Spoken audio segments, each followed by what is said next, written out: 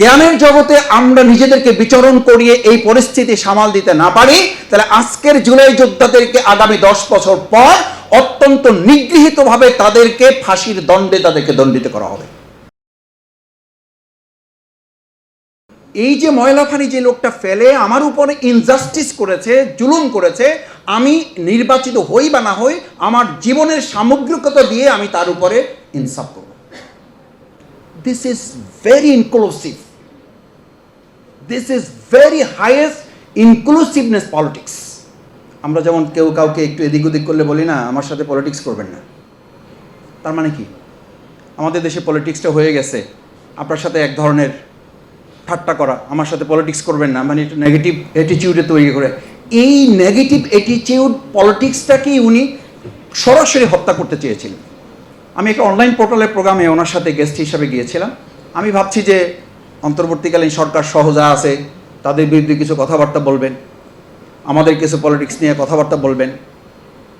আমি বসে আছি এরকম, আজকে যেমন নাসির ভাই চলে গেছেন, উনি যেমন বক্তব্য দিলে আমরা তটস্থ থাকি যে এখান থেকে আজকে আমরা, উনি তো বাইরে যেতে পারবেন কিনা, আমরাও বাইরে যেতে পারবেন কিনা সন্দেহ আছে। তো হাদি ভাই যখন কথা বলতেছিলেন, ঠিক আমি এরকম পাশে বসে জামাত ইসলামী নিয়ে যখন কথা বলতেছেন, আমি ভয় পাচ্ছিলাম যে আমার সাথে আরেকজন আমার সিনিয়র লিডার ছিলেন। আমি ভাবছি যে সর্বনাশ, যা বলা শুরু করছে তাতে কোন জায়গায় গিয়ে এই ব্যক্তিটা থামবে তার তো কোনো ঠিক ঠিকানা নাই। এবং তিনি যা বলেছেন শেষ পর্যন্ত আমার যিনি সিনিয়র ছিলেন, আমি তাকে জিজ্ঞেস করলাম, ভাই কি করা যায়? কারণ কথা তো সত্য বলছে।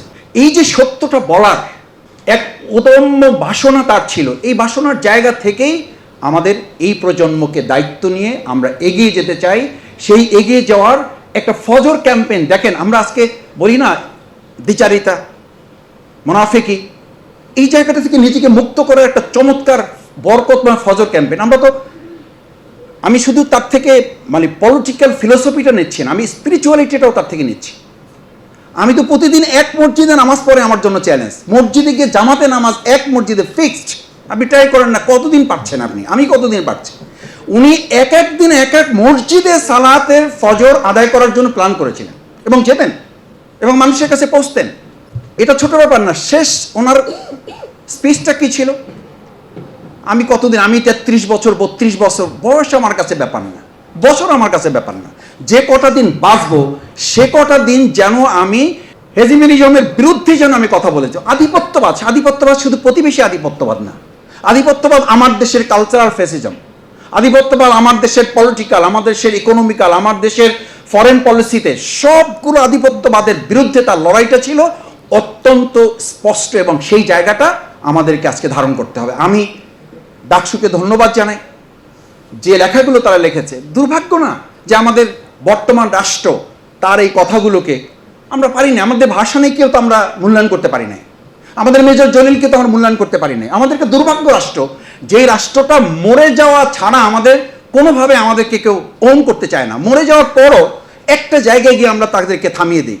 এই থামিয়ে দেওয়ার কারণেই লক্ষ্য করেন যে আজকে আমাদের কথা ছিল ওসমান হাদি শুধু ডাকসু বই বের করবে না, রাষ্ট্রীয়ভাবেও তার কারিকুলামটাকে বা তার পলিসিটাকে, তার ফিলোসফিটাকে, তার স্পিরিটটাকে, তার ড্রিমটাকে আমরা কারিকুলামের মধ্যে এডুকেশন পলিসিতে আমরা নিয়ে আসব।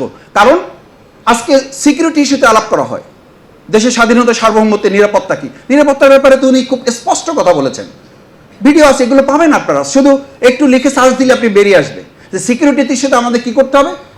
পরিষ্কার আয়নার মতো বলেছেন, আমি পরিষ্কার দেখতে পাচ্ছি, আমি ওনার বক্তব্যটা এখন আমার মাথার মধ্যে বাজে, আমি পরিষ্কার দেখতে পাচ্ছি যদি নলেজ সিকিউরিটিতে, জ্ঞানের জগতে আমরা নিজেদেরকে বিচরণ করিয়ে এই পরিস্থিতি সামাল দিতে না পারি, তাহলে আজকের জুলাই যোদ্ধাদেরকে আগামী 10 বছর পর অত্যন্ত নিগৃহীতভাবে তাদেরকে ফাঁসির দণ্ডে তাদেরকে দণ্ডিত করা হবে। অপেক্ষা করেন। তার প্রায় কথাগুলো মিলে যাচ্ছে না? এই কথাটাও আমাদেরকে হয়তো সামনে রাখতে হতে পারে। কারণ উনি বলেছেন শুধু আমার একটা বই বের করা, শুধু আমার কথাগুলো না, আমাদের জ্ঞানের জগতে যদি আমরা নিজেদেরকে লিড করতে না পারি তাহলে শুধুমাত্র পলিটিক্যাল কনসাসনেস দিয়ে আমরা এগিয়ে যেতে পারবো না।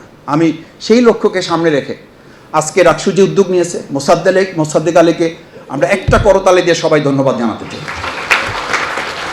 মাস্টার মাইন্ড এখানে ডাকসুর যারা আছেন সবাই, আমি প্রিয় ভিপি, প্রিয় জিএস সহ যারা এখানে আমাদের সদস্যবৃন্দ আছেন, আমি তাদের প্রতি কৃতজ্ঞতার অংশ হিসাবে, আমার কৃতজ্ঞতার অংশ হিসাবে এই ওসমান হাদি যে নলেজ সিকিউরিটি জায়গাটা আমাদের কাছে দিয়েছে, আমি এখান থেকে আমার প্রিয় সংগঠন বাংলাদেশ জামাত ইসলামে আমরা 1000 বই আমাদের উদ্যোগে এটা আমরা মানুষের কাছে পৌঁছাবো।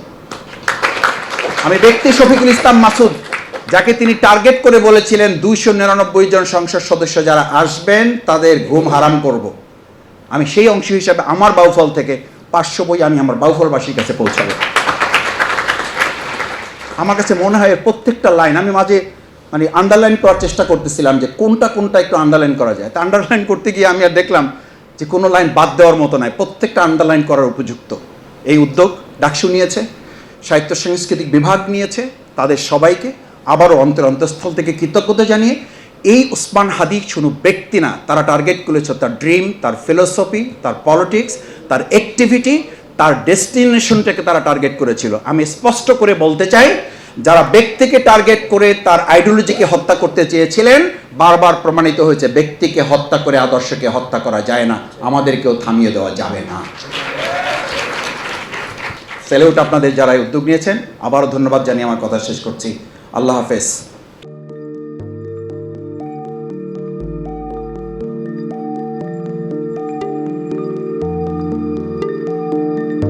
পহেলা জানুয়ারি 2026 ইউটিউব জার্নালিজমের অগ্রদূত changeTV.press সংগ্রাম মুখর 7 বছর পেরিয়ে পা রাখলো গৌরবান্বিত 8 বছরে। এই আনন্দ প্রহরে সবাইকে নিরন্তর শুভেচ্ছা। আমি নিজেকে ধন্যবাদ মনে করি, আমি সৌভাগ্যবান চেঞ্জ টিভির পক্ষ থেকে আমার সাক্ষাৎকার নেওয়ার জন্য তারা আসছেন এবং চেঞ্জ টিভি দীর্ঘ 8 বছর ধরে এই কাজগুলি করছে। আমি তারা অনেক ভালো কাজ করেছেন, দেশের মানুষের সুখ দুঃখের কথা প্রত্যক্ষ তুলে ধরছেন। আমার আশা থাকবে চেঞ্জ টিভি সামনের দিকে উত্তরোত্তর আরও সমৃদ্ধি হবে।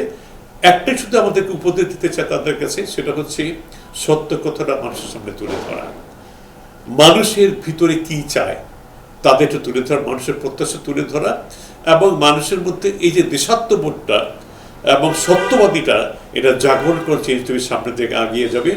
এবং যারা দেশের কথা চিন্তা করে এবং দলমত নির্বিশেষে যে লোকগুলো আছে তারা দেশের কথা চিন্তা করে, দেশের উন্নয়নের কথা চিন্তা করে, কোনো পক্ষপাতিত্ব করে না, তাদের বক্তব্য দেশের মানুষে তুলে ধরা, এই কাজগুলি সামনে এগিয়ে নিয়ে যাবে, এটা আমার প্রত্যাশা। অনেক ধন্যবাদ আপনাদেরকে, দেশবাসীকে, দেশবাসী পক্ষে সবাইকে আমি ধন্যবাদ জানাচ্ছি। changeTV.press এক ফোঁটা হলুদও নেই। আমরা শুধু আপনাদের কাছে একটাই আবেদন করব, মিথ্যার পিছনে দৌড়বেন না, সত্যকে ধারণ করেন, সত্যকে জনগণের কাছে তুলে ধরেন।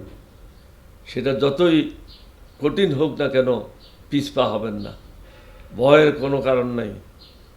আল্লাহর সাথে থাকেন, আল্লাহ আপনাকে সাহায্য করবে। কোনো মানুষের কাছ থেকে কোনো সাহায্য কামনা করবেন না। ধন্যবাদ। changeTV.press এক ফোঁটা হলুদও নেই।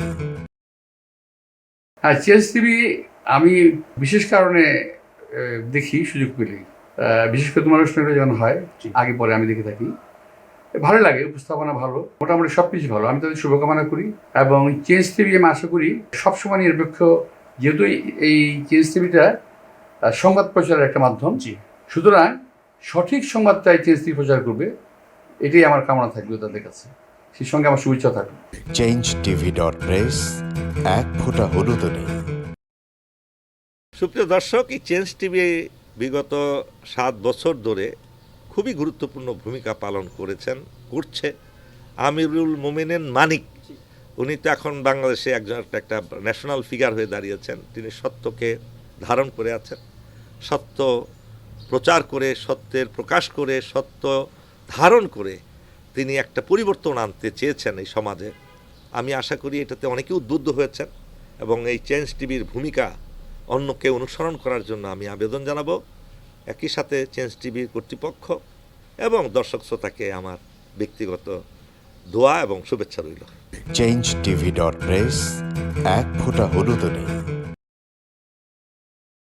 বিশেষ করে আমিনুল মোমিনিন মানিক তার চেঞ্জ টিভিতে তিনি সবচেয়ে আমাদের কঠিন সময়ে, সবচেয়ে দুর্যোগের সময়ে এখানে যে সমস্ত অনলাইন খুব ঝুঁকি নিয়ে দায়িত্ব পালন করেছেন, তার মধ্যে চেঞ্জ টিভি এবং তার প্রধান উদ্যোক্তা আমাদের প্রিয়ভাজন আমিরুল মমিনিন মানিক তিনি অন্যতম। changetv.press এক ফোঁটা হলুদও নেই। চেঞ্জ টিভি সবচেয়ে বড় নামটা সুন্দর, চেঞ্জ নামটা সুন্দর। হলুদ সাংবাদিকতা নয়, ট্রু জার্নালিজম এবং একটা চেঞ্জ। এবং মানে একটা কথা আছে, if you want to change the world we have to change yourself. এবং চেঞ্জটাই হচ্ছে মূল জিনিস, আমরা আমাদের সামনে রাখতে হবে। আমরা একটা পরিবর্তন চাই। চেঞ্জ টিভিতে এই সমস্ত প্রোগ্রাম দেখিয়েছে, মোস্ট অফ দ্য ক্ষেত্রে আমি দেখেছি তারা একটা নতুনত্ব নিয়ে আসছে, বিভিন্ন ইন্টারভিউ বিভিন্ন প্রোফাইল লোকদের দিয়েছে এবং একটা নতুন বাংলাদেশ তৈরি করা, একটি নতুন নেতৃত্ব তৈরি করা, একটি নতুন চিন্তা একটা ওয়ার্ল্ড তৈরি করার ব্যাপারে চেঞ্জ টিভির একটা বিরাট ভূমিকা রয়েছে। সেজন্য চেঞ্জ টিভিকে আমি ধন্যবাদ। যদিও এটা অনলাইন ওই ধরনের টেলিভিশন না, বাট এটা একটা online TV, but it's very successful. তাই আমি উত্তরোত্তরে সাফল্য কামনা করছি। আমি চাই যে ব্যতিক্রম দিয়ে আমাদের ইয়েটা শুরু করতে, যে কথাটা বললাম যে প্রত্যাশা, মানুষ একটা ব্যতিক্রম চাই এবং চেঞ্জ টিভি সে ভূমিকা পালন করুক, এটা প্রত্যাশা। এবং তাদের 8 বছরের অতিক্রম করেছে, তাদেরকে শুভেচ্ছা, দর্শকদেরও শুভেচ্ছা জানাচ্ছি। যারা তোমরা এটার পিছনে ছিলা, যারা নেপথ্যে কাজ করছো, তাদেরকেও আমি আন্তরিক শুভেচ্ছা জানাচ্ছি। changetv.press এক ফোঁটা হলুদও নেই। সকলকে শুভেচ্ছা। চেঞ্জ টিভির 8ম বর্ষপূর্তিতে আমি খুবই আনন্দিত এবং আমিরুল